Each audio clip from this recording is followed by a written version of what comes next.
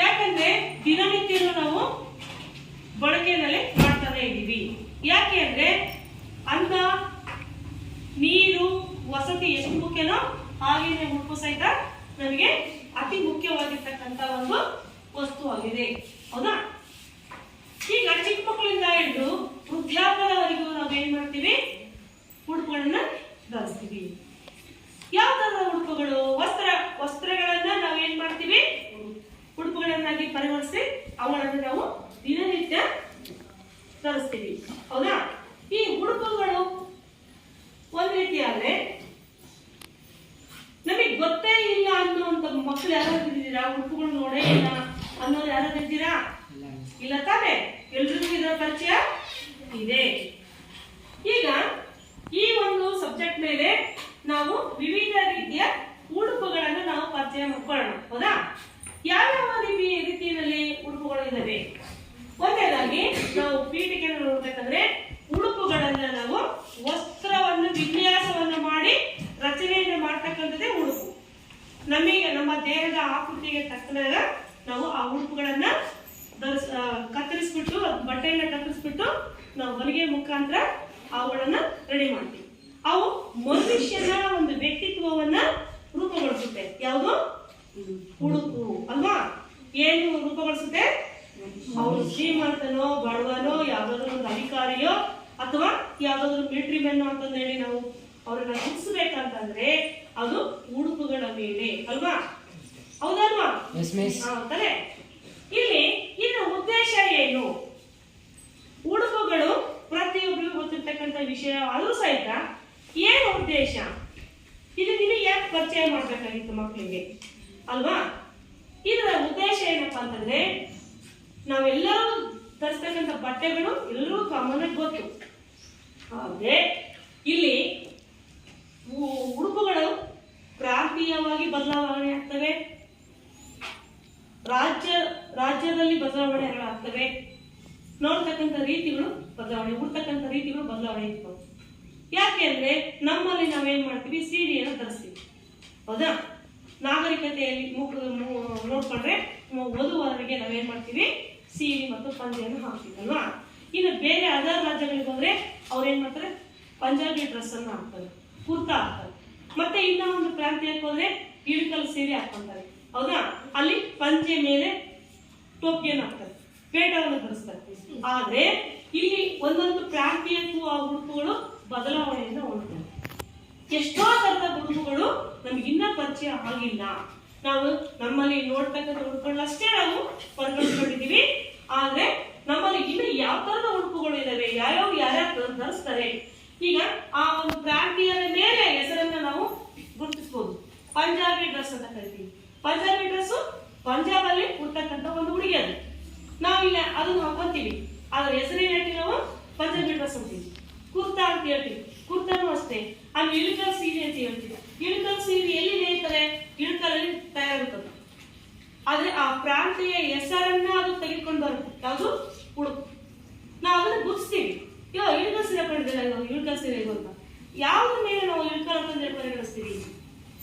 Mysuru silk ಅಂತ ಹೇಳ್ತೀವಿ. Mysuru silk ಅನ್ನು ಯಾವ್ದ್ರಿಂದ ನಾವು ಪರಿಗಣಿಸ್ತೀವಿ?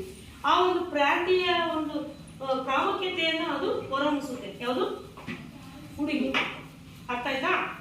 ನೆಕ್ಸ್ಟ್, ಈ ಒಂದು ಕಲಿಕೆಯ ಉದ್ದೇಶ ಏನು ನೋಡಿ. ನಾವು ಮಕ್ಕಳು ಶಾಲೆಗೆ ಬಂದು ಜಾಯಿನ್ ಆಗ್ತಾರೆ. ಅವ್ರಿಗೆ ಏನ್ ಮಾಡ್ತೀವಿ? ಜಾಯಿನ್ ಮಾಡಿಸ್ಕೊಂತೀವಿ. ಒಂದು 15 ದಿನ ಹಿಂಗ್ ಬಿಟ್ಟ ತಕ್ಷಣ ನಾವೇನ್ ಮಾಡ್ತೀವಿ? ಯೂನಿಫಾರ್ಮ್ ಹೊಲ್ಸ್ಕೊಳ್ರಿ ಅಂತ ಹೇಳಿ. ಯಾಕೆ ತಾನೆ? ಯೂನಿಫಾರ್ಮ್ ಹೊಲ್ಸ್ಕೊಳ್ಬೇಕಂದ್ರೆ ಯೂನಿಫಾರ್ಮ್ ಅಂದ್ರೇನು? ಎಲ್ಲರೂ ಒಂದೇ ತರದ ಉಡುಗೆಗಳನ್ನ ಉಡ್ತಕ್ಕಂಥಕ್ಕೆ ಯೂನಿಫಾರ್ಮ್, ಯೂನಿವರ್ಸಲ್ ಅಂತ ಕರಿತೀವಿ. ನಮ್ಮ ಶಾಲೆಯ ಯೂನಿಫಾರ್ಮ್ ಬೇರೆ ತರ ಇರುತ್ತೆ, ಪಕ್ಕದ ಶಾಲೆಯ ಯೂನಿಫಾರ್ಮ್ ಅದು ಬೇರೆ ತರ ಇರುತ್ತೆ, ಮತ್ತೆ ಕಾಲೇಜ್ ನಲ್ಲಿ ಅದು ಯೂನಿಫಾರ್ಮ್ ಮಾಡ್ತಾರೆ, ಅದು ಬೇರೆ ತರ ಇರುತ್ತೆ ಅಲ್ವಾ? ಒಂದಕ್ಕೊಂದು ಡಿಫ್ರೆನ್ಸ್ ಇರುತ್ತೆ. ಇದರಿಂದ ನಮಗೆ ಏನು ವ್ಯಕ್ತ ಆಗುತ್ತೆ? ಯೂನಿಫಾರ್ಮ್ ಉಡೋದ್ರಿಂದ ನಮಗೆ ಏನ್ ಗುರ್ಸ್ಬೋದು ಹೇಳಿ? ಹೇಳಿ ಮಕ್ಳು, ಯಾರು ಹೇಳ್ತೀರಾ? ಏನ್ ಹೇಳ್ತೀರಾ? ಯಾವ ಶಾಲೆಯ ವಿದ್ಯಾರ್ಥಿಗಳು ಅಂತ ಗುರ್ಸ್ಬೇಕಂದಾಗೆ ಆ ಯೂನಿಫಾರ್ಮ್ ಮುಖಾಂತರ ನಾವೇನ್ ಮಾಡ್ತೀವಿ? ಗುರ್ಸ್ತೀವಿ. ಓಕೆನಾ? ಹೀಗೆ ಕಾಲೇಜ್ ನಲ್ಲಿ, ಆಮೇಲೆ ಪೊಲೀಸ್ ಮೆನ್ ಇರಲಿ, ಮಿಲಿಟರಿಯಲ್ಲಿ ಕೆಲಸ ಮಾಡ್ತಕ್ಕಂಥವ್ರು ಇರಲಿ,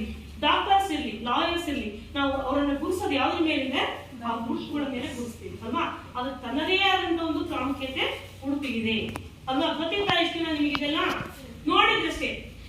ಬ್ರಹ್ಮಕುಮಾರಿ ಅಂತ ಬರ್ತಾರೆ, ಅವ್ರು ಇಲ್ಲಿವರೆಗೂ ವೈಟ್ ಡ್ರೆಸ್ ಹಾಕೊಂಡು ಬರ್ತಾರೆ, ಪೂರ ವೈಟ್ ಸರ್ ಹಾಕೊಂಡಿರ್ತಾರೆ. ಅವರಿಗೆ ಸುಮ್ಮನೆ ಕಾಮನ್ ಗುಡ್ಸಲ್ಲ ಅವ್ರನ್ನ ಬ್ರಹ್ಮಕುಮಾರಿಯರು ಅಂತ ಕರಿತೀವಿ, ಹೌದಾ?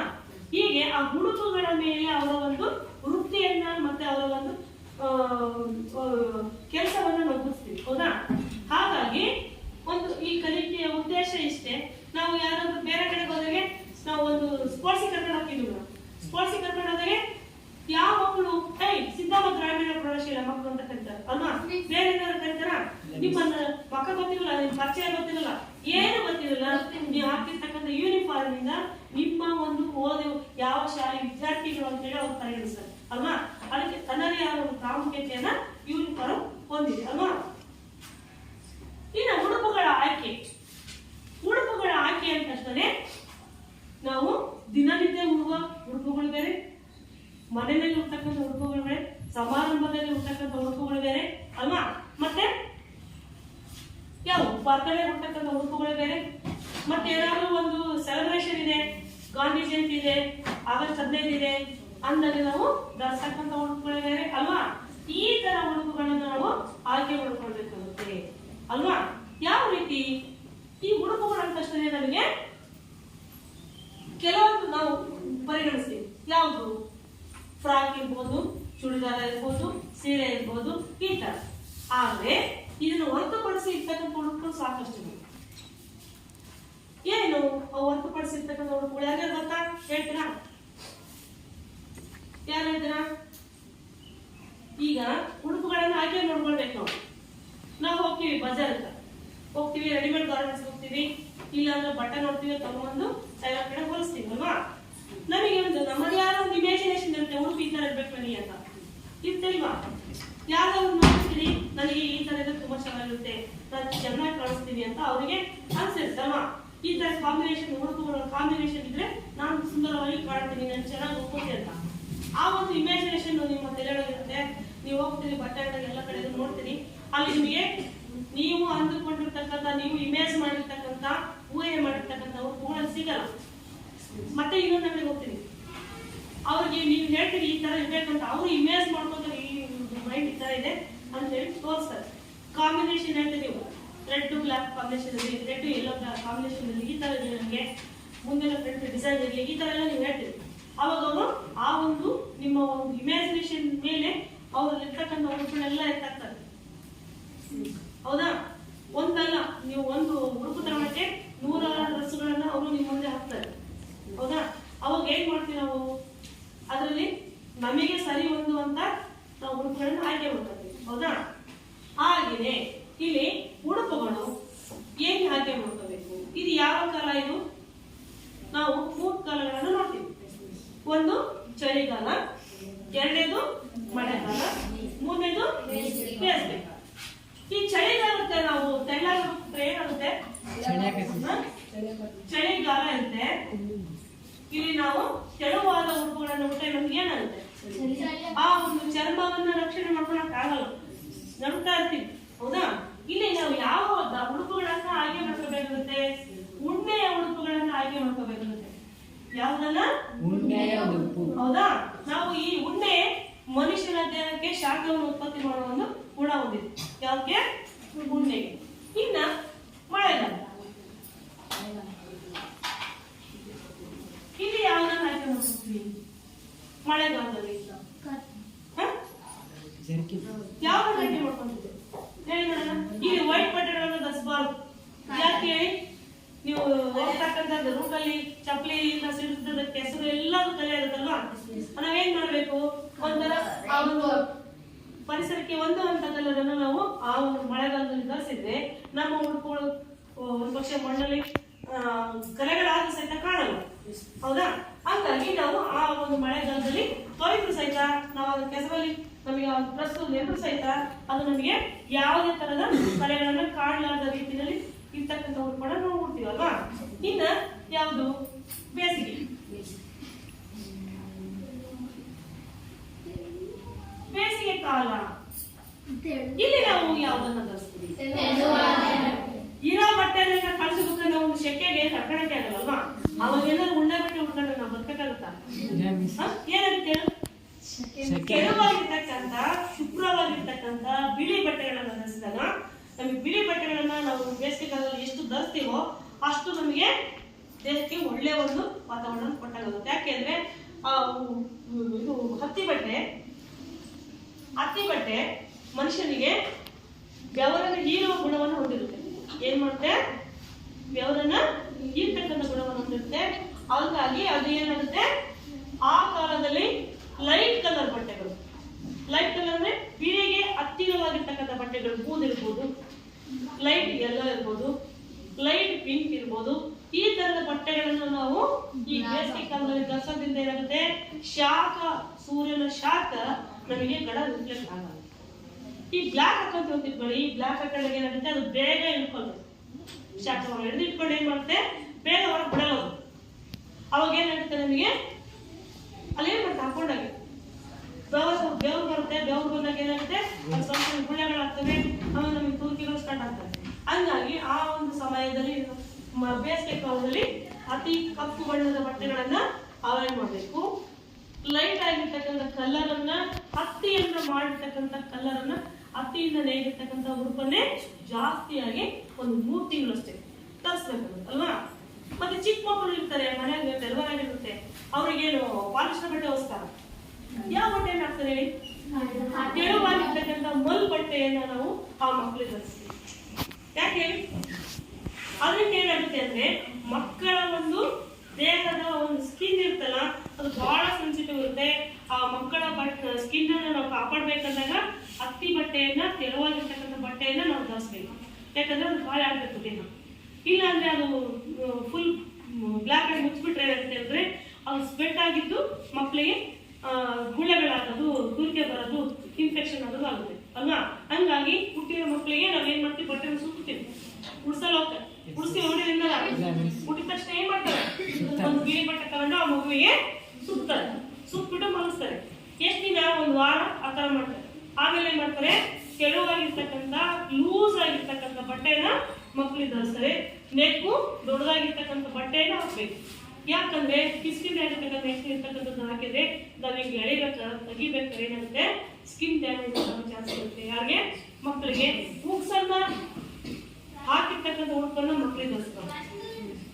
ಉಕ್ಸು ಆಗಿರ್ತಕ್ಕಂಥ ಉಡುಪನ್ನ ಮಕ್ಕಳಿಗೆ ಯಾವುದೇ ಕಾರಣಕ್ಕೂ ಧರಿಸ್ಬಾರ್ದು. ಅರ್ಥ ಆಯ್ತಾ? ಅದಕ್ಕೆ ಲಾಡಿಯನ್ನ ಮಾಡಬೇಕು. ಲಾಡಿನ ಜಾಸ್ತಿ ಟೈಟ್ ಆಗಿ ಎಳಿಬಾರ್ದು, ಲೂಸ್ ಆಗಿ ಕಟ್ಟಿರ್ಬೇಕು. ಈ ತರ ಒಂದು ಪ್ರೊಸೀಜರ್ ಅಲ್ಲಿ ಮಕ್ಕಳಿಗೆ ಬಟ್ಟೆಯನ್ನು ಧರಿಸ್ಬೇಕು ಅಲ್ವಾ. ಇನ್ನು ಹಿರಿಯರು, ಬಹಳ ಹಿರಿಯರು ಇರ್ತಾರೆ, ಏಜ್ ಆಗಿರ್ತಕ್ಕಂಥ ಮನೆ ಇರ್ತಾರೆ, ಅವ್ರೇನ್ ಮಾಡ್ಬೇಕು, ಅವ್ರಿಗೆ ಎಂತ ಬಟ್ಟೆಗಳನ್ನು ಧರಿಸ್ಬೇಕಾಗುತ್ತೆ. ಅವರಿಗೆ ತೆಳುವಾಗಿರ್ತಕ್ಕಂಥ ಪಂಚೆ ಇರ್ಬೋದು, ಜುಬ್ಬ ಇರ್ಬೋದು, ಈ ತರ ಅವರಿಗೆ ಬಟ್ಟೆಗಳನ್ನು ಧರಿಸ್ಲಿಕ್ಕೆ ಹೇಳ್ಬೇಕಾಗುತ್ತೆ ಅಲ್ವಾ. ಯಾಕೆ ಅಂದ್ರೆ ಅದರಿಂದ ಸ್ವೆಟ್ ಅನ್ನ ಕಡಿಮೆ ಮಾಡೋದ್ರ ಜೊತೆಗೆ ಆರೋಗ್ಯವನ್ನ ಕೊಡುತ್ತೆ. ಬೇಸಿಗೆನಲ್ಲಿ ಜಾಸ್ತಿ ನಾವು ಏನ್ ಮಾಡ್ತೀವಿ, ಬೆಳಿತೀವಿ. ಎಷ್ಟೇ ನಾವು ಗಾಳಿ ಕೂತ್ಕೊಂಡು ಸಹಿತ ಸ್ವೆಟ್ ಆಗ್ತಾನೆ ಇರುತ್ತೆ ಬಾಡಿ. ಆ ಸ್ವೆಟ್ ಆಗಿ ಏನಾಗುತ್ತೆ, ಮನುಷ್ಯನ ದೇಹ ಅಂತ ಸ್ಮೆಲ್ ಅಂತ ಎಲ್ಲ ತಗೊಳ್ಬೇಕಪ್ಪ ಅನ್ಸುತ್ತೆ, ಹೌದಾ. ಇದರಿಂದ ಏನಾಗುತ್ತೆ, ಈ ಒಂದು ಉಡುಪನ್ನು ಉಡೋದ್ರಿಂದ ಏನಾಗುತ್ತೆ, ತೆಳುವಾಗಿದ್ದು ಲೂಸ್ ಆಗಿರೋದ್ರಿಂದ ಗಾಳಿ ಆಗುತ್ತೆ ದೇಹದಲ್ಲಿ. ಗಾಳಿ ಆಡೋದ್ರಿಂದ ಏನಾಗುತ್ತೆ, ಸ್ವೆಟ್ ಆಗೋ ಸಹಿತ ಬೇಗ ಡ್ರೈ ಆಗುತ್ತೆ. ಅವಾಗ ಆ ಸ್ಮೆಲ್ ಬರಲ್ಲ, ಆಮೇಲೆ ಗುಳ್ಳೆಗಳು ಆಗಲ್ಲ, ನೀಟಾಗಿರ್ತಾರೆ ಮನುಷ್ಯ. ಅದಕ್ಕೋಸ್ಕರನೇ ವೈಟು ಮತ್ತೆ ತೆಳು ಕಲರ್ ಬಟ್ಟೆಗಳನ್ನ ಉಡ್ಬೇಕು. ಇನ್ನ ಮಹಿಳೆಯರು ಯಾವ ತರ ಉಡ್ಬೇಕು? ಮಹಿಳೆಯರು ಅಂತ ನಾನು ಒಂದೇ ಒಂದು ಹೇಳ್ತೀನಿ, ಯಥೇಚ್ಛವಾಗಿ ನಾವು ಏನ್ ಮಾಡ್ತೀವಿ, ಅಡುಗೆ ಮನೆಯಲ್ಲಿ ಕಾಲ ಕಳಿತೀವಿ, ಹೌದಾ. ಅಡುಗೆ ಮನೆಯಲ್ಲಿ ಕಾಲ ಕಳೆದಾಗ ಏನ್ ಮಾಡ್ತೀವಿ, ನಾವು ಶಾಖದ ಹತ್ತಿರ ಕೆಲಸ ಮಾಡ್ಬೇಕಾಗಿರೋದ್ರಿಂದ, ಅಂದ್ರೆ ಒಲೆ ಮೇಲೆ ಬೇಯಿಸ್ತಾ ಇರ್ತೀವಿ, ಇಳಿಸ್ತಾ ಇರ್ತೀವಿ, ಮತ್ತೆ ತೆಗಿತಾ ಇರ್ತೀವಿ, ಶಾಖದಲ್ಲಿ ಇರ್ತೀವಿ. ನಾವು ಎಂತ ಬಟ್ಟೆಗಳನ್ನ ಹಾಕ್ಬೇಕಂದ್ರೆ, ನಾವು ಒಂದು ಪಕ್ಷ ಯಾವುದೇ ಬಟ್ಟೆನ ಹಾಕೊಂಡ್ರು ಸಹಿತ ನಾವು ಯಾಪ್ರನ್ ಅಂತ ಬರುತ್ತೆ, ಯಾಪ್ರನ್ ಕಾಟನ್ ಇರ್ತಕ್ಕಂಥದ್ದನ್ನು ಹಾಕೊಂಡು ಅಡುಗೆ ಮಾಡ್ಬೇಕು. ಯಾಕೆ ಅಂತಂದ್ರೆ ನಾವು ಗ್ಯಾಸ್ ಮೇಲೆ ಬಗ್ಗೋದು, ಇಲ್ಲಾಂದ್ರೆ ಹಿಂಗ ದೀಪ ಹಚ್ಚಿದ ಈ ಸಣ್ಣ ಬಟ್ಟೆಗಳನ್ನ ಹಿಂಗ ಅಡ್ಡಾಡೋದು ಮಾಡ್ಬಿಟ್ರೆ ಏನಾಗುತ್ತೆ, ಆ ಒಂದು ಗಾಳಿಗೆ ಸರಿಗಿಗೆ ತಾಕಿ ಬೆಂಕಿ ತಗೊಳ್ಳೋ ಶಾಸ್ತ್ರ ಇರುತ್ತೆ. ಒಂದು ನಾವ್ ಹಿಂಗ್ ಬಗ್ಗೆ ಅಡುಗೆ ಮಾಡ್ಬೇಕಾದ್ರೆ ಆ ಗ್ಯಾಸ್ ಮೇಲೆ ಇಟ್ಟು ತೆಗಿಬೇಕಾದ್ರೆ ಈ ಒಂದು ಸೆರಗು ಅದಕ್ಕೇನಾದ್ರು ತಾಕ್ತು ಅಂತಂದ್ರೆ ಅವಾಗ ಏನಾಗುತ್ತೆ, ಬೆಂಕಿ ಸಡನ್ ಅಟ್ಯಾಕ್ ಆಗುತ್ತೆ. ಈ ಒಂದು ಸಿಂಥೆಟಿಕ್ ಬಟ್ಟೆಗಳದವಲ್ಲ, ನಾವು ಕಣ್ಣು ಮುಚ್ಚಿ ಕಣ್ಣು ತೆಗಿತಾ ಉಂಡೆ ಆಗುತ್ತೆ ಶಾಖ ಬಿತ್ತು ಅಂದ್ರೆ. ಅವಾಗ ಏನಾಗ್ತದೆ, ಸ್ಕಿನ್ ಅನ್ನ ಸಮೇತ ಎಳ್ಕೊಂಡ್ಬಿಡ್ತದೆ. ಸ್ಕಿನ್ ಸಮೇತ ಕೇಳ್ಕೊಂಬೋದು. ಒಂದ್ ಪಕ್ಷ ಕಾಟನ್ ಬಟ್ಟೆಗೆ ಬೆಂಕಿ ತಗಲಿತು ಅಂದ್ರೆ ಅದು ಎಲ್ಲಿ ತಗಲಿದ್ರೆ ಅಷ್ಟೇ ಅದು ಸುಡುತ್ತೆ, ಗಡಾನ ಸ್ಕಿನ್ ಹೋಗಲ್ಲ, ಗಡಾನ ಚರ್ಮದ ಮೇಲೆ ಆ ಶಾಖ ಬೀಳಲ್ಲ. ಹಂಗಾಗಿ ನಾವ್ ಏನ್ ಮಾಡ್ಬೇಕು, ಅಡಿಗೆ ಮಾಡ್ಬೇಕಾದ್ರೆ ಯಾಪ್ಗಳನ್ನ ಹಾಕೋಬೇಕು. ಇಲ್ಲ ಅಂತಂದ್ರೆ ಕಾಟನ್ ಉಟ್ಕೊಳ್ಳೋಣ ಹಾಕೊಂಡು ನಾವು ಅಡಿಗೆ ಮಾಡಬೇಕು. ಮನೆಯಲ್ಲಿ ಸಹಿತ ನಾವು ನೈಟ್ ಉಟ್ಕೊಳ್ಳೋಣ ಅನಿಸ್ತೀವಲ್ಲ, ಅವು ಸಹಿತ ನಾವು ಕಾಟನ್ ಅಲ್ಲಿ ಇರ್ತಕ್ಕಂಥವನ್ನೇ ಆಯ್ಕೆ ಮಾಡ್ಕೋಬೇಕು. ಮಹಿಳೆಯರು, ಮಕ್ಕಳು, ಹೆಣ್ಮಕ್ಳು. ಯಾಕೆ ಅಂತಂದ್ರೆ ನಾವು ಹೆಚ್ಚಾಗಿ ಗಾಳಿ ಆಡ್ತಕ್ಕಂಥ ಒಂದು ಉಡುಪನ್ನು ಹಾಕೋಬೇಕು. ನೈಟ್ ಯೂಸ್ ಇರ್ತಾನೆ ಟೈಟ್ ಫಿಟ್ಟಿಂಗ್. ನಾವು ದಿನವಿಡೀನು ನಾವ್ ಏನ್ ಮಾಡ್ತೀವಿ, ಫಿಟ್ ಆಗಿರ್ತಕ್ಕಂಥ ಉಡುಪುಗಳನ್ನು ಹಾಕೊಂಡು ಅಡ್ಡಾಡ್ತೀವಿ ಹೊರಗಡೆ ಎಲ್ಲ. ನಾವು ಸಾಯಂಕಾಲ ಎಲ್ಲ ಅಡಿಗೆ ಮಲ್ಬೇಕು ಅಂದಾಗ ಏನ್ ಮಾಡ್ತೀವಿ, ನಾವು ಸಡಿಲವಾಗಿರ್ತಕ್ಕಂಥ ಕಾಟನ್ ಉಡುಪುಗಳನ್ನು ಹಾಕ್ಬೇಕು. ಇದರಿಂದ ಏನಾಗುತ್ತಂದ್ರೆ ಮೈಗೆ ಏನಾಗುತ್ತೆ, ನಾವು ಸ್ವೆಟ್ಟು ಆಮೇಲೆ ನಿದ್ದೆ ಮಾಡ್ಬೇಕಾದ್ರೆ ಫಿಟ್ ಉಡುಪುಗಳಿಂದ ಬ್ಲಡ್ ಕ್ಲಾಟ್ ಆಗೋ ಚಾನ್ಸ್ ಇರುತ್ತೆ. ಹೀಗೆ ಕೆಲವು ಟೈಟ್ ಫಿಟ್ಟಿಂಗ್ ಅನ್ನ ಈಗ ಹೊರಿತಿರ್ಬೇಕು, ಹಿಂಗಾಗ್ಬಿಡ್ತಾರೆ. ಆಮೇಲೆ ಸೊಂಟ ಕಟ್ಕೊಂಡಿರ್ತಾರೆ, ಆಮೇಲೆ ಟೈಟ್ ಆಗಿ ಕಟ್ಕೊಂಡಿರ್ತಾರೆ. ಅದು ಏನಾಗುತ್ತೆ ಅಂದ್ರೆ ಹಂಗೆ ಬ್ಲಡ್ ಸರ್ಕ್ಯುಲೇಷನ್ಸ್ ಆದಂಗೆ ಅದು ಕೆಳಗಿನ ಭಾಗ ದಪ್ಪ, ಮೇಲಿನ ಭಾಗ ದಪ್ಪ ಆಗುತ್ತೆ. ಅರ್ಥತನ. ಹಂಗಾಗಿ ಹಂಗೆ ಆಗ್ಬಾರ್ದು ಅಂತಂದ್ರೆ ನಾವೇನ್ ಮಾಡ್ಬೇಕು, ಸಡಿಲವಾಗಿರ್ತಕ್ಕಂಥ ಉಡುಪುಗಳನ್ನ ಧರಿಸ್ಬೇಕು. ಓಕೆನಾ? ನೆಕ್ಸ್ಟ್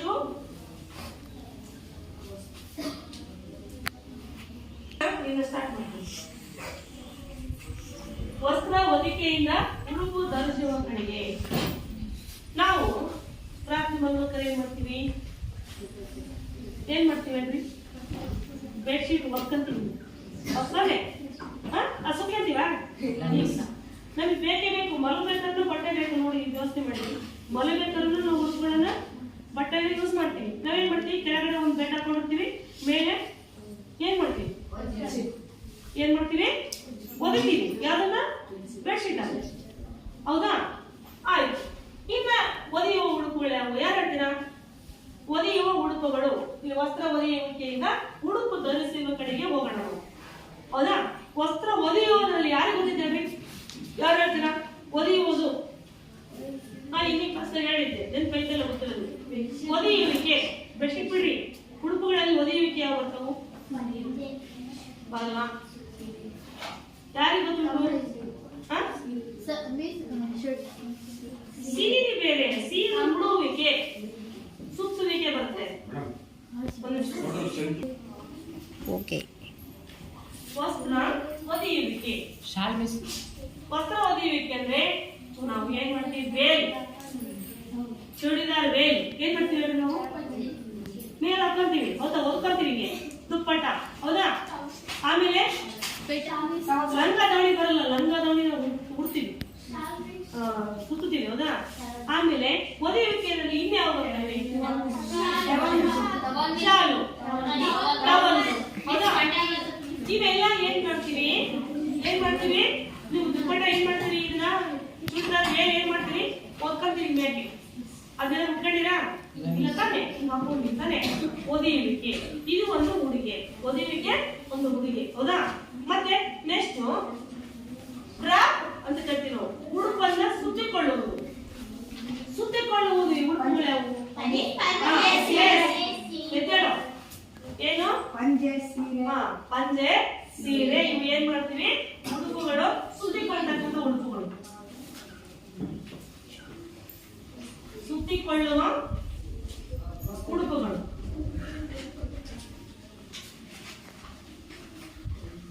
ಯಾವ? ಪಂಜೆ, ಸೀರೆ, ದುಪ್ಪಟ. ಯಾವ್ದು ಹೇಳಿ? ದುಪ್ಪಟ ಯಾವ್ದು ಬರುತ್ತೆ? ಲಂಗ ದೋಣಿ ಮೇಲೆ ಹಾಕೊಂತೀವಲ್ಲ ದುಪ್ಪಟ. ಇವೆಲ್ಲ ಏನ್ ಮಾಡ್ತೀವಿ, ನಾವು ಸುತ್ಕೊಳ್ತೀವಿ. ಓಕೆನಾ? ಈಗೆಲ್ಲ ನಾವು ಮನೆಯಲ್ಲಿ ನೋಡಿರ್ಬೋದು. ನೀವೆಲ್ಲ ನಿಮ್ಮ ಮನೆಯಲ್ಲಿ ತಾಯಂದ್ರು, ಅಪ್ಪ ಅಥವಾ ಅಜ್ಜ ಯಾರಾದ್ರೂ ಮನೆಗಿದ್ರೆ ಅವು ದೊಡ್ಡ ವಸ್ತ್ರ ಇರ್ತದೆ. ಹೌದಾ? ಒಂದ್ 5 ಮೀಟರ್ 6 ಮೀಟರ್ ಉದ್ದ ವಸ್ತ್ರವನ್ನ ತಮ್ಮ ದೇಹಕ್ಕೆ ಹೊಂದುವಂತೆ ಅವ್ರು ಏನ್ ಮಾಡ್ತಾರೆ, ಸುತ್ಕೊಳ್ತಾರೆ. ಎಷ್ಟು ಮಜವಾಗಿದೆ ನಮ್ಮ ಉಡುಪು ಅಂತಂದ್ರೆ ಎಲ್ಲೂ ಕಟ್ ಮಾಡಿ ಹೊಲೆಯಲ್ಲ. ಸೀರೆ 6 ಮೀಟರ್ ಸೀರೆ ಇರುತ್ತೆ. 6 ಮೀಟರ್ ಸೀರೆನ ನಮ್ಮ ದೇಹಕ್ಕೆ ಹೊಂದುವಂತೆ ನಾವೇನ್ ಮಾಡ್ತೀವಿ, ಅದನ್ನ ಡ್ರಾಪ್ ಮಾಡ್ತೀವಿ, ಸುತ್ತೀವಿ. ಸುತ್ತುವುದು ಒಂದು ಕಲೆ. ಏನು? ಸುತ್ತುವುದು ಒಂದು ಕಲೆ. ಡ್ರಾಪ್ ಮಾಡೋದು ಒಂದು ಕಲೆ. ಯಾವುದು? ಸೀರೆ ಆಗಿರ್ಬೋದು, ಪಂಚೆ ಆಗಿರ್ಬೋದು. ಇದರಲ್ಲಿ ಎಷ್ಟು ತರಹದ ಸುತ್ತುವಿಕೆ ಇದಾವೆ? ಸೀರೆ ಪಂಚೆ ಅಂತ ನೀವು ಹೇಳಿದ್ರಿ. ಯಾರು ಹೇಳ್ತೀರಾ ಎಷ್ಟು ತರದ ಸುತ್ತುವಿಕೆ ಇವೆ? ಉಡುವುದರಲ್ಲಿ ಎಷ್ಟು ತರದ ಮೆಥಡ್ಗಳಿದಾವೆ? ಯಾರು ಹೇಳ್ತೀರಾ? ಎದ್ದೇಳಿ. ಅದೇ ಸೀರೆನ ನಾವು ಯಾವ ತರನಾದ್ರೂ ಉಡ್ಬೋದು, ಪಂಚೆ ನಾವು ಯಾವ ತರನಾದ್ರೂ ಉಡ್ಬೋದು. ಯಾರು ಹೇಳ್ತೀರಾ? ನೀವು ಎಲ್ಲಿ ನೋಡಿಲ್ವಾ? ಅದಕ್ಕೆ ನೋಡು, ಪ್ರಾಂತೀಯವಾಗಿ ನಾವು ಪ್ರಾಮುಖ್ಯತೆಯನ್ನು ಉಳಿಸಬೇಕು ಅಂತ ಹೇಳಿದ್ರಲ್ಲ. ಇಲ್ಲಿ ಕಚ್ಚೆ ಪಂಜೆ ಉಡ್ತಾರೆ, ಕಚ್ಚೆ ಸೀರೆ ಉಡ್ತೀವಿ ನಾವು, ಹೌದಾ? ಕಚ್ಚೆ ಪಂಜೆ ಉಡ್ತೀವಿ. ಆಮೇಲೆ ಅದಕ್ಕೆ ದಡೆ ಇತ್ತು ಪಂಜೆ ಯಾಕಂದ್ರೆ 2 ದಡೆಯಿಂದ ಮುಂದೆ ಬರುವಂತ ರೀತಿಯಲ್ಲಿ ನಾವು ಡ್ರಾಪ್ ಮಾಡ್ತಾರೆ, ಅದನ್ನ ಉಡ್ತಾರೆ. ಅದು ಒಂದು ಲುಕ್, ಬಹಳ ಲುಕ್ ಆಗಿ ಕಾಣಿಸ್ತಾರೆ, ಒಂಥರ ಚಂದ ಇರುತ್ತೆ ಡ್ರೆಸ್. ಅದು ಉಡುವುದೇ ಮೆಥಡ್, ಏನಂತ ಬಟ್ಟೆಯನ್ನ ಸುತ್ತುವುದೇ ಮೆಥಡ್. ಯಾವ ತರ ನೆರಳು ಹಾಕೊಳ್ಬೇಕು, ಯಾವ ತರ ಅದನ್ನ ಡ್ರಾಪ್ ಮಾಡಬೇಕು ದೇಹಕ್ಕೆ ಅನ್ನೋದು ಬಹಳ ಇಂಪಾರ್ಟೆಂಟ್ ಇರುತ್ತೆ. ಸೀರೆ ಉಡ್ತೀವಿ ನಾವು, ಮುಂದೆ ನೆರಳು ಮಾಡ್ಕೊಂಡು ಮೇಲೆ ಸೆರಗನ್ನು ಉಡ್ಕೊತೀವಿ. ಇದು ಒಂದ್ ತರದ ಡ್ರಾಪ್ ಅಂತಂದ್ರೆ ಕಚ್ಚೆ ಸೀರೆನ ಉಡ್ತೀವಿ ನಾವು. ಕಚ್ಚೆ ಸೀರೆ ಅಂದ್ರೆ 2 ಕಡೆಗೂ ಕಚ್ಚೆ ಬಂದಿರುತ್ತೆ, ಅದ್ರ ಮೇಲೆ ಸೆರಗು ಬಂದಿರುತ್ತೆ. ಮತ್ತೆ ಇನ್ಯಾವ ಬರ್ತವೆ ಡ್ರಾಪ್ ಅಲ್ಲಿ? ಏನ್ ಹೇಳೋಣ? ಯಾರು ಮತ್ತೆ ಯಾರು ಹೇಳ್ತೀರಾ? ಡ್ರಾಪ್ ಅಲ್ಲಿ ಇನ್ಯಾವ ಬರ್ತವೆ? ಯಾರು ನೋಡಿದ? ಈ ಮದುವೆಯಲ್ಲಿ ಪಂಜಾಬ್ ಸಬರಿದ ಇಲ್ಲೆಲ್ಲ ನಗೆ ಬಂದಿದೆ. ನೀವು ಇದ್ರೆ ನೋಡಿರ್ಬೋದು ಫಿಲ್ಮ್ ಅಲ್ಲಿ, ಧಾರಾವಾಹಿ ಒಳಗೆ ಇಲ್ಲೆಲ್ಲ ನಗೆ ಬಂದಿರ್ತಾವ, ನೋಡಿದ್ರ? ಸ್ವಲ್ಪ ನಗೆ ಬಂದಿರ್ತಾವ. ಇಲ್ಲಿ ಕಚ್ಚೆ ಬಂದಿರ್ತದೆ ಮುಂದೆ, ಹೌದಾ? ಅದು ಒಂದು ಉಡೋದೆ, ಬಟ್ಟೆಯನ್ನ ಸುತ್ತುವ ಮೆಥಡ್. ಯಾವ ರೀತಿ ನಾವು ಅದನ್ನು ನಮ್ಮ ದೇಹಕ್ಕೆ ಹೊಂದುವಂತೆ ನಾವು ಅದನ್ನ ಅಲಂಕಾರ ಮಾಡಬಹುದು. ಇದು ಉಡುಪನ್ನ ಸುತ್ತುವುದನ್ನ ಯಾವ ರೀತಿ ನಾವು ಅಲಂಕಾರವನ್ನ ಮಾಡಬಹುದು, ಹೌದಾ? ಸೀರೆ ನಾವು ಈ ತರ ಉಡ್ತೀವಿ. ಆಮೇಲೆ ಮಂಡ್ಯ ಯಾವ್ದು ಕೊಡಗಿನ ಸೈಡ್ ಏನ್ ಮಾಡ್ತಾರೆ, ಹಿಂದೆ ನೆರಗೆ ಮಾಡ್ಕೊಂತಾರೆ. ಹಂಗೆ ಹಿಂದೆ ನೆರಗೆ ಮಾಡ್ಕೊಂಡು ಮುಂದೆ ನೆರಗೆ ಇರಲ್ಲ ಅವ್ರಿಗೆ, ಅವರು ಹಿಂದೆ ತಗೊಂಡ್ಬಂದು ಹಿಂಗ ನೆರಗೆ ಹಾಕೊಂತಾರೆ. ಸರಿ, ಅರ್ಥ ಆಯ್ತಾ? ಯಾವ ತರ ಉಡುವುದೇ ಒಂದು ಮೆಥಡ್, ಸೀರೆಯನ್ನ ಸುತ್ತಿಕೊಳ್ಳುವುದೇ ಒಂದು ಮೆಥಡ್. ಅವರ ಒಂದು ರೀತಿಗೆ, ಅವರ ಒಂದು ಸಂಸ್ಕೃತಿಗೆ ತಕ್ಕನಾಗೆ, ಅವರ ಒಂದು ಪ್ರಾಂತೀಯಕ್ಕೆ ತಕ್ಕನಾಗೆ ಆ ಉಡುಪುಗಳನ್ನ ಡ್ರಾಪ್ ಅನ್ನ ಮಾಡ್ತಾರೆ. ಅರ್ಥ ಆಯ್ತಾ? ಹೇಗೆ ಯಾವ ತರ ಅನ್ನೋದನ್ನ ನೀವು ಈಗ ನೀವು ಯಾವ್ದು ಡ್ಯಾನ್ಸ್ ಮಾಡ್ಬೇಕಾದ್ರೆ ಬೇರೆ ಉಡ್ಕೊಂತೀವಿ ನಾವು. ಈ ಕಾಮನ್ ಸೀರೆ ಈ ತರ ಉಡ್ಕೊಂಡು ಡ್ಯಾನ್ಸ್ ಮಾಡ್ತೀರಾ? ಮಾಡಕ್ ಬರಲ್ಲ. ಮೇಲೆ ಮಣ್ಕಾಲ್ ಉಡ್ಕೊಂತ ಸೀರೆಗಳು ಈ ತರ ಬೇರೆ ಬೇರೆ ತರದಲ್ಲಿ ನಾವು ಅವ್ರಿಗೆ ಇಚ್ಛೆಗೆ ಅನುಸಾರವಾಗಿ ಆ ಸೀರೆಗಳನ್ನ ಡ್ರಾಪ್ ಔಟ್ ಮಾಡ್ತಾರೆ, ಅಂದ್ರೆ ಉಡ್ತಾರೆ, ಸುತ್ಕೊಳ್ತಾರೆ. ಆಯ್ತಾ? ಇನ್ನ ಧರಿಸುವುದು, ನಾವು ಧರಿಸ್ತೀವಪ್ಪ, ಬಟ್ಟೆ ಧರಿಸ್ಕೊಂಡ್ ಬರ್ಬೇಕಾಗುತ್ತೆ. ಏನಂತ ಧರಿಸೋದ್ರೆ ಯಾವ ಧರಿಸ್ಕೊಂಡಿ ನಾವು?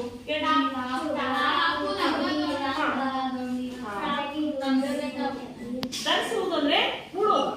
ನಾವು ಕೈ ಇಟ್ಕೊಂಡು, ಈ ಕೈ ಇಟ್ಕೊಂಡು, ಬ್ಯಾಗ್ ಎಸ್ಕೊಂಡು ಏನ್ ಮಾಡ್ಕೊಂತೀವಲ್ಲ, ಇದು ಉಡೋದು ಅಂತ ಕರಿತೀವಿ ನಾವು, ಹೌದಾ? ಸುತ್ತಲ್ಲ ಏನ್ ಮಾಡ್ತೀವಿ ನಾವು? ಸುತ್ತಲ್ಲ. ಅಲ್ಲಿ ಏನ್ ಮಾಡ್ತೀವಿ ನಾವು? ಈ ಹೊಲ್ಗಂತ ಉಡುಪುಗಳನ್ನ, ನಮ್ಮ ದೇಹದ ಆಕೃತಿಗೆ ಹೊಲ್ಗಂತ ಉಡುಪುಗಳನ್ನ ನಾವೇನ್ ಮಾಡ್ತೀವಿ? ಕೈ ಕಾಲುಗಳು ಎಲ್ಲವನ್ನು ತೂಸ್ಕೊಂತೀವಿ. ತೂಸ್ಕೊಂಡ್ಬಿಟ್ಟು ನಮ್ಮ ದೇಹಕ್ಕೆ ಹಾಕೊಂತೀವಿ. ಅದಕ್ಕೆ ನಾವೇನ್ ಮಾಡ್ತೀವಿ? ಧರಿಸುವ ಉಡುಪುಗಳು ಅಥವಾ ಉಡುವ ಉಡುಪುಗಳು ಅಂತ ಕರಿತೀವಿ. ಏನ್ ಮಾಡ್ತೀವಿ?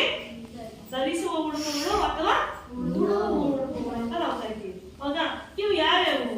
ಚೂಡಿದಾರ ಇರ್ಬೋದು, ಇವ್ರ ಪ್ಯಾಂಟ್ ಶರ್ಟ್ ಇರ್ಬೋದು, ಪಂಜಾಬಿ ಕುರ್ತಾ ಇರ್ಬೋದು, ಶಾವಣಿ ಇರ್ಬೋದು. ಈ ತರ ಬೇರೆ ಬೇರೆ ತರದಲ್ಲಿ ನಾವು ಉಡ್ತೀವಿ. ಫ್ರಾಕ್, ಹೌದಾ? ಆಮೇಲೆ ಜಗಳ ಇರುತ್ತೆ, ಚಿಕ್ಕ ಮಕ್ಕಳಿಗೆ ಜಗಳ ಇರುತ್ತೆ, ನಾವು ತಲೆಯಿಂದ ತೋರಿಸ್ತೀವಿ, ಹೌದಾ? ಇವು ನಾವು ಧರಿಸ್ತಕ್ಕಂಥ ಉಡುಪುಗಳಾಗುತ್ತೆ. ಇನ್ನ ತೆಲೆಗೆ ನಾವು ಉಡುಪುಗಳನ್ನ ಉಡ್ತೀವಿ. ಯಾವ ಬರ್ತವೆ? ಯಾವುದು? ಟೋಪಿ, ಪೇಟ, ಕಿರೀಟ, ಹೌದಾ? ಈ ತರ ನಾವು ತಲೆಗೆ ಧರಿಸ್ತೀವಿ. ಈ ತಲೆಗೆ ಧರಿಸುವ ಉಡುಪುಗಳು ಬಹಳ ಇಂಪಾರ್ಟೆಂಟ್. ಯಾಕೆ ಅಂತಂದ್ರೆ ನಮಗೆ ಮದುವೆ ಸಮಾರಂಭದಲ್ಲಿರ್ಬೋದು, ಒಂದು ಪಟ್ಟಾಭಿಷೇಕದ ಸಮಾರಂಭದಲ್ಲಿರ್ಬೋದು, ನಾವು ಒಬ್ಬರಿಗೆ ಒಂದು ಅಧಿಕಾರವನ್ನು ಕೊಡ್ತೀವಿ ಅನ್ನೋ ಒಂದು ಸಮಾರಂಭ ಇರ್ಬೋದು, ಅಲ್ಲಿ ಫಸ್ಟ್ ಹಾಕೋದು ಏನಂದ್ರೆ ತಲೆಗೆ ಅವ್ರು ಇಟ್ರೆ ಅವ್ರಿಗೆ ಅಧಿಕಾರ ಸಿಕ್ಕಲ್ಲ. ನೆನಪಿಟ್ಕೊಳ್ಳಿ, ತಲೆಗೆ ನಾವು ಆ ತಲೆಗಿಟ್ಟು ಅವರಿಗೆ ಓದಿಕೆಯನ್ನು ಓದಿಸ್ತಾರೆ. ಯಾವುದು ಶಾಲಾ ಇರ್ಬೋದು, ಇರ್ಬೋದು, ಏನ್ ಮಾಡ್ತಾರೆ ಮೇಲಾಗ್ತಾರೆ. ಅದರಿಂದ ಏನಾಗುತ್ತೆ, ಅವ್ರಿಗೆ ಒಂದು ಅಧಿಕಾರ, ಸನ್ಮಾನ ಈ ತರ ಅವ್ರಿಗೆ ಸಿಗುತ್ತೆ. ಓಕೆನಾ? ಇನ್ನು ಮದುವೆಗಳಲ್ಲಿ ಏನ್ ಮಾಡ್ತಾರೆ, ಪೇಟವನ್ನ ಧರಿಸ್ತಾರೆ. ಮದುಮಗನಿಗೆ ಪೇಟ ಧರಿಸ್ತಾರೆ ಅಲ್ವಾ? ಇನ್ನ ಯಾವ ಸಂದರ್ಭದಲ್ಲಿ ಹಾಕೊಂತೀವಿ ನಾವು? ಈ ಸನ್ಮಾನ ಚಳಿಯಿಂದ ಹಾಕೊಳ್ಳೋದು ಕ್ಯಾಪು ಮತ್ತೆ ಅದು ಸ್ಕಾರ್ಫ್. ಇದು ಪೇಟ. ಪೇಟವನ್ನು 2 ತರದಲ್ಲಿದ್ದಾವೆ. ಒಂದು 6 ಮೊಳದ 6 ಮೀಟರ್ ಇರ್ತಕ್ಕಂಥ ಸೀರೆ ತರ ಇರ್ತಕ್ಕಂಥ ಬಟ್ಟೆಯಿಂದ ತೆಗೆದುಕೊಂಡ್ರೆ ಅವ್ರ ತಲೆ ಇಷ್ಟಿರ್ತದೆ, ಇಷ್ಟು ರೂಮಾಲ್ ಇರ್ತದೆ. ಅವ್ರ ತಲೆ ಇಷ್ಟಿರ್ತದೆ, ಇಷ್ಟು ರೂಮಾಲ್ ಇರ್ತದೆ. ಅಷ್ಟು ದಪ್ಪನಾಗಿ ಅವ್ರ ತಲೆಗೆ ಸುತ್ಕೊಂಡು ಒಂದ್ ಕಡೆ ಈ ತರ ಬಿಟ್ಟಿರ್ತಾರೆ. ಒಂದ್ ಕಡೆ ಏನ್ ಮಾಡ್ತಾರೆ, ಅದನ್ನ ಬಿಟ್ಟಿರ್ತಾರೆ. ಅರ್ಥ ಆಯ್ತಾ? ಇದು ಎಲ್ಲಿ ಜಾಸ್ತಿ ಇದನ್ನ ಮಾಡ್ತಾರೆ, ಈ ಒಂದು ಉಡುಪನ್ನು ಎಲ್ಲಿ ಹಾಕೊಂತಾರೆ ಅಂದ್ರೆ ಉತ್ತರ ಕರ್ನಾಟಕದಲ್ಲಿ ಟೋಪಿ ಹಾಕೊಂತಾರೆ. ಮತ್ತೆ ಈ ತರ ರುಮಾಲನ್ನು ಸುತ್ಕೊಳ್ತಾರೆ. ಏನ್ ಮಾಡ್ತಾರೆ, ಟೋಪಿ ಗಾಂಧಿ ಕತೆ ಹಾಕೊಂತಾರೆ. ಮದುವೆಗಳಲ್ಲಿ ಗಾಂಧಿ ಕತೆ ಏನಂತಾರೆ. ಇಲ್ಲ ಅಂತಂದ್ರೆ ಈ ತರ ಪೇಟವನ್ನು ಸುತ್ತಾರೆ. ಈಗ ಕಿರೀಟ ಅಂತಂದ್ರೆ ನಾವು ರೆಡಿ ಇರ್ತಕ್ಕಂಥದ್ದನ್ನ ಪೇಟವನ್ನ ನಾವು ಒಂದು ಸನ್ಮಾನ ಮಾಡ್ಬೇಕಾಗಿರ್ಬೋದು ಮನೆಯಲ್ಲಿ. ಆಮೇಲೆ ಇನ್ನೊಂದು ಪ್ರಾಮುಖ್ಯತೆ ಇದೆ ನಿಮಗೆ ಹೇಳ್ತೀನಿ. ಮನೆಗೆ ಕಂದ ಸತ್ತ ಅವರ ಶವ ಸಂಸ್ಕಾರ ಆಗಬೇಕು. ಹಿರಿ ಮಗನಿಗೆ ಆ ತಂದೆಗೆ ಇಟ್ಟಿರ್ತಕ್ಕಂಥ ಪೇಟವನ್ನ ತೆಗೆದ್ಬಿಟ್ಟು ಅವನ ತಲೆ ಮೇಲೆ ಇಡ್ತಾರೆ. ಯಾರ ತಲೆ ಮೇಲೆ? ಹಿರಿ ಮಗನ ತಲೆ ಮೇಲೆ ಇಡ್ತಾರೆ. ಯಾಕೆ? ಆ ಸತ್ತಿರ್ತಕ್ಕಂಥ ವ್ಯಕ್ತಿಯ ತಲೆಯಲ್ಲಿ ಇಟ್ಟಿರ್ತಕ್ಕಂಥ ಪೇಟವನ್ನು ತೆಗೆದು ಆ ಒಂದು ಮಗನ ತಲೆಗೆ ಇಡ್ತಾರೆ. ಯಾಕೆ?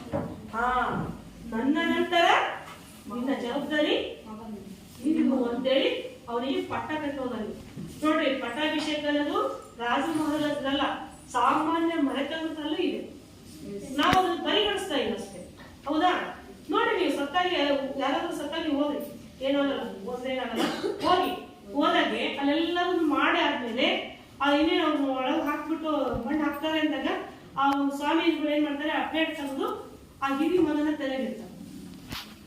ಅಂದಿನಿಂದ ಮಗ ತಂದೆ ಮಾಡಿದಂತ ಕರ್ತವ್ಯಗಳನ್ನೆಲ್ಲವನ್ನು ನಿಭಾಯಿಸ್ಕೊಂಡು ಹೋಗ್ಬೇಕು ಅಂತ ಅರ್ಥ. ಮಂತ್ರವನ್ನ ನೋಡ್ಕೊಂಡು ಹೋಗ್ಬೇಕನ್ನ ಅರ್ಥ. ಅಂದ್ರೆ ಅದು ಮನೆಗೆ ಅವನೇ ರಾಜ. ಅರ್ಥನ ಒಂದು ಮಂತ್ರನಿಗೆ ತಂದೆ ಸತ್ ಮೇಲೆ ಮಗನೇ ರಾಜ. ಅವನ ಪಟ್ಟವನ್ನ ತಂದೆ ಮಗನಿಗೆ ಬಿಟ್ಟೋದಂಗೆ. ನೋಡಿ, ರುಮಾಲಿಗೆ ಇಷ್ಟು ಶಕ್ತಿ ಇದೆ. ತಲೆಗೆ ಧರಿಸ್ತಕ್ಕಂಥ ಉಡುಪುಗಳಿಗೆ ಅಷ್ಟೊಂದು ಪ್ರಾಮುಖ್ಯತೆ ಇದೆ. ಅರ್ಥಾಯ್ತಾ? ಇನ್ನ ಪಾದಕ್ಕೆ ಧರಿಸುವಂತ ಉಡುಪುಗಳು ಪಾದಕ್ಕೆ ನಾವು ಧರಿಸ್ತೀವಿ ಸಾಕ್ಸ್. ಹೌದಾ? ಸಾಕ್ಸ್ ಹಾಕೋತೀವಿ. ಶೂ ಬಿಡ್ರಿ, ಶೂ ಅಲ್ಲ, ಸಾಕ್ಸ್. ಸಾಕ್ಸ್ ಏನ್ ಮಾಡ್ತೀವಿ, ನಮ್ಮ ಕಾಲಿಗೆ ತಕ್ಕಂತ ಒಂದು ಸಾಕ್ಸ್ ಅನ್ನ ಕಾಲಿಗೆ ಧರಿಸ್ತೀವಿ. ನೋಡಿ, ನಮ್ಮ ದೇಹ ತಲೆಯಿಂದ ಹಿಡಿದು ಪಾದವರೆಗೂ ಉಡುಪುಗಳಿದೆ. ಇದೆಲ್ಲ ನಿಮಗೆ ಗೊತ್ತಿತ್ತಾ? ತಿಳ್ಕೊಂಡಿದ್ರೆ ಮೊದಲೆಲ್ಲ ಸಾಕ್ಸ್ ಹಾಕಿದ್ರಿ. ಆದ್ರೆ ತಲೆಯ ಮೇಲಿಂದ ಹಿಡ್ಕೊಂಡು ಪಾದದವರೆಗೂ ನಾವು ಉಡುಪುಗಳನ್ನ ಇಟ್ಟಿದ್ದೀವಿ. ಮನುಷ್ಯ ಅವನ್ನ ಯಾಕೆ ನಿಮಗೆ ಒಂದು ಉಡುಪುಗಳನ್ನ ಇಟ್ಟಿದ್ದಾರೆ ಅಂತಂದ್ರೆ ಪ್ರತಿಯೊಂದು ಹಂತದಲ್ಲಿ ಏನೇನಿರುತ್ತೆ. ಪೇಟ ಅಷ್ಟೇ ಗೊತ್ತು. ಪೇಟ ಏನು ಪ್ರಾಮುಖ್ಯತೆ ಇದೆ, ಆ ಪೇಟಕ್ಕೆ ತನ್ನದೇ ಆದ ಒಂದು ಪ್ರಾಮುಖ್ಯತೆ ಇದೆ. ಟೋಪಿಗೆ ಪೇಟ. ಆ ಕಡೆ ಉತ್ತರ ಕರ್ನಾಟಕದಲ್ಲೆಲ್ಲ ಅವ್ರು ಏನ್ ಮಾಡ್ತಾರೆ, ಟೋಪಿ ಇಡ್ತಾರೆ. ಅವ್ರ ತಂದೆ ಯಾರು ತಿಳ್ಕೊಂಡ್ರೆ ಆ ಟೋಪಿ ಅಂತಂದು ಆ ಮಗನಿಗೆ ಹಾಕ್ತಾರೆ. ಅಲ್ಲಿಂದ ಅವನ ಜವಾಬ್ದಾರಿ ಮಂತ್ರನದ್ದು ಅಂತ. ಹೀಗೆ ಒಂದು ರಾಜ ಹೋದ ಅಂದ್ರೆ ಅವನ ಒಂದು ಪಟ್ಟವನ್ನ ತನ್ನ ಯಾರು ಪೂರ್ವಾಧಿಕಾರಿ ಕೊಡ್ತಾರಲ್ಲ ಆ ಪೇಟವನ್ನ ಅವ್ರಿಗೆ ಕೊಡ್ತಾರೆ. ಒಂದು ಕಡಿಮೆ ಕೊಡ್ತಾರೆ. ಆಯ್ತಾ? ಹೀಗೆ ನೆಕ್ಸ್ಟ್ ಡ್ರಾಪ್ ಮತ್ತೆ ಸಾಂಕೇತಿಕ ಉಡುಪುಗಳು ಇದಾವೆ. ಈ ಸಾಂಕೇತಿಕ ಉಡುಪುಗಳನ್ನ ಈಗ ಡ್ರಾಪ್ ಉಡುಪುಗಳಾಯ್ತು. ಈ ಸಾಂಕೇತಿಕ ಉಡುಪುಗಳನ್ನ ನಾನು ನೆಕ್ಸ್ಟ್ ಕ್ಲಾಸ್ ಅಲ್ಲಿ ನಿಮಗೆ ಹೇಳ್ಕೊಡ್ತೀವಿ. ಓಕೆನಾ? Thank you.